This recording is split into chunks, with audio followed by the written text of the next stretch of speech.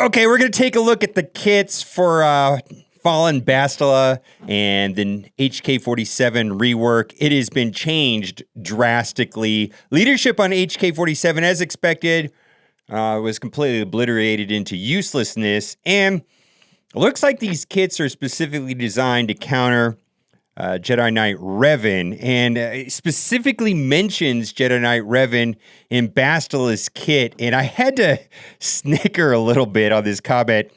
If Darth Revan and Ewok, or at least 3 HODs are present in an opposing team, activate your trap card to banish opponent's 4th character to the Shadow Realm. This ability starts a cooldown unless Jar Jar Binks is present. I mean, the kits are becoming a little bit complicated and very specific, but Bastila kind of makes sense. We're going to go over Bastila's kit first because they got rid of the stun and they added some things, and it's a little bit confusing. And as soon as I can make videos when I get my hands on them to play them in person in a test account or even my own account, I will do that because some of the things just are like not very clear until I actually get to play them. First things first. They got rid of the Old Republic tag on Bastila, and they added a Sith Empire tag. Now, that makes me wonder if, like Sith Trooper and so on are going to get the Sith Empire tag because HK-47 has the Sith Empire tag. It also makes me wonder if Jedi Revan is not going to have a Sith tag. Because if he doesn't have a Sith tag, is that to keep us from not using the trio? I don't know. But from the screenshot from the other day right here, we could see that the teams that this person was testing was Darth Revan, which is the Triple Zeta Gamorrean Guard, with Fallen Bastila, HK-47, Sith Trooper, and Palpatine. Then over here, we've got it without Traya. And I just thought that was very strange when I first saw this picture without Traya. And that makes me wonder if Darth Revan, I don't know if I said Jedi Knight Revan, but Darth Revan is not going to have a Sith tag, but rather he's going to have a Sith Empire tag. Or if he has Sith and Sith Empire tag, which also makes sense to me, if that means that more characters are going to get the Sith Empire tag. Or if the bonuses on Darth Revan's, we're speculating. We're going to know probably in a couple days. So let's just keep reading. They basically changed a couple things. And let's talk about fear. And they changed this from stun. Originally, it used to say inflict stun on target enemy. But now it says fear. And in some ways, this looks better. But anyways, it looks different, and it still looks very good. Inflict fear on target enemy and another random enemy for 1 turn, which can't be copied or dispelled. But it does look like it could be resisted or evaded.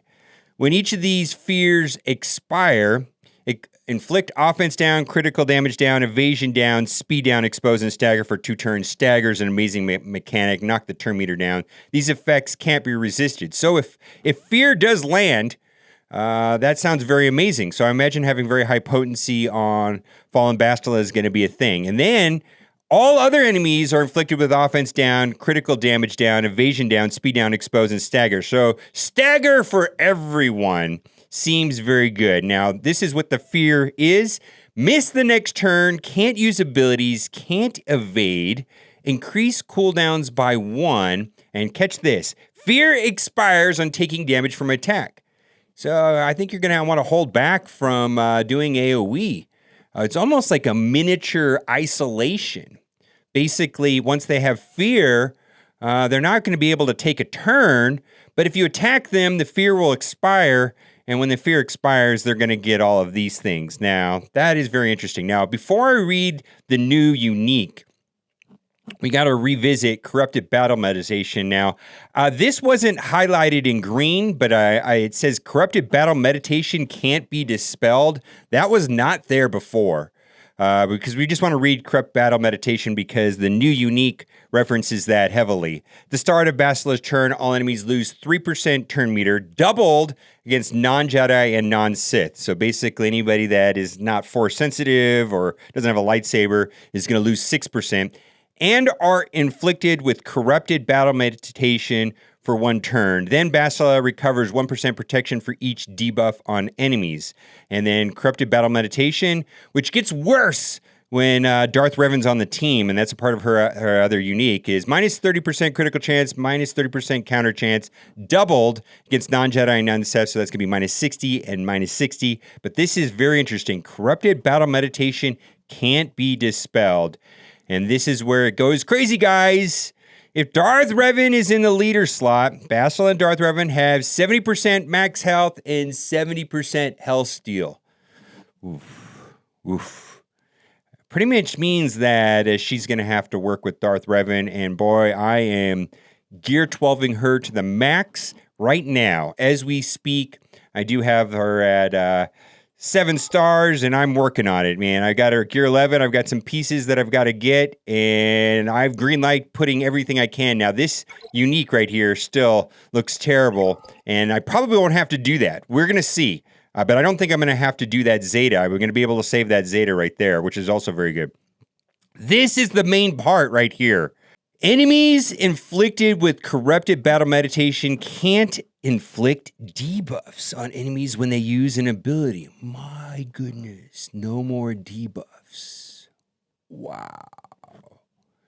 And corrupted battle meditation is just going to go at the start of Bastila's turn. Boy, if you can get her as fast as possible, and then as long as they don't resist it, it can't dispel it, and then suddenly your team can't inflict debuffs. Wow. All right. My mind is exploding right now. I mean, that looks really good. Okay, HK-47. I almost want to skip to the good part because the first time I read it, I didn't see it, but I just want to say right here, enemies with protection up can't gain bonus turn meter. Boy, that's going to affect Traya, Bastila, Jedi Knight Revan teams. Nest have bonus protection up.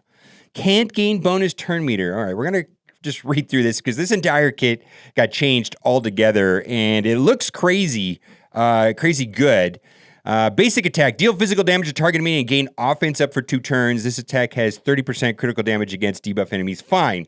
Special one, Havoc, cooldown 3. Deal true damage, which ignores defense but can't critically hit. So this is kind of a mechanic that was introduced to with Droideka, and the ability actually feels very similar to all enemies. And half that amount an additional time for each debuffed enemy. So that means it's going to hit 5 times potentially. Then inflict tenacity down on all enemies for 2 turns. This attack deals 20% more damage for each Jedi enemy. It can't be countered. Wow. Okay. Special 2, Assassination Protocol.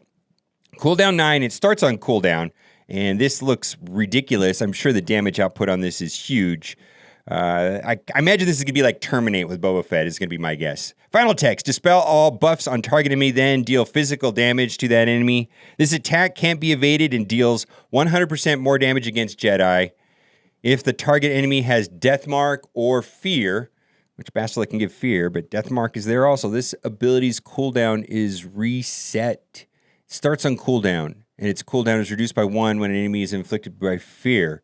And there's another way for that it can reset also. Leadership ability gets obliterated into nothingness right here, and I'm sure there's going to be a lot of comments in the comment section about this. Droid allies have 30% critical chance, 20% critical damage, and a measly 10% turn meter on a critical hit, where before it was 50%. It says, we will be resetting return all the ability materials used on HK-47 leader ability. So people that are sandbagging their GP, there's another opportunity to do it right there if you want to sandbag your GP to get it as low as possible for Grand Arena. I don't like that idea at all myself personally. Unique 1, self-reconstruction, and this is where the Zeta is right here. And it looks like he's going to have a total of 2 Zetas. Which on the picture here, it only showed 1, so that's kind of interesting. But it looks like we're going to have 2 Zetas. When a buff expires on an enemy, HK-47 recovers 5% health and protection. That's going to make him a little bit more durable because he's really squishy right now. He's got real meager, squishy stats. When HK-47 uses an ability during his turn, it deals 25% more damage to the target if it has Death Mark or Fear. Fine. So can't wait to see Darth Revan's kit. This is really interesting right here, making this character basically mostly useful with Darth Revan. Again, back to this picture and this team right here is what I'm thinking. 50% defense, offense, potency, and tenacity. 30% critical avoidance for each Jedi enemy. Cooldown of assassination protocol is reset the first time another Sith Empire ally is defeated. And right now, the only other character that we know that is going to have the Sith Empire ally 100% is Fallen Bastila, but I'm pretty sure Darth Revan's going to have that Sith Empire ally, and I wouldn't be surprised if Sith Trooper got it as well.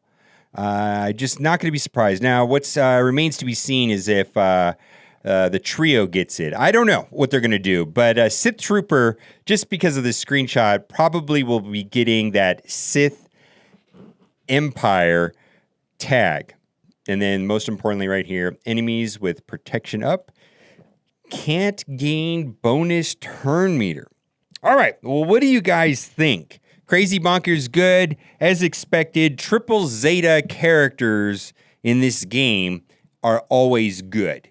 I expect Darth Revan to be good, and it does look like that it's specifically going to be good against Jedi Knight Revan, mostly because of this right here.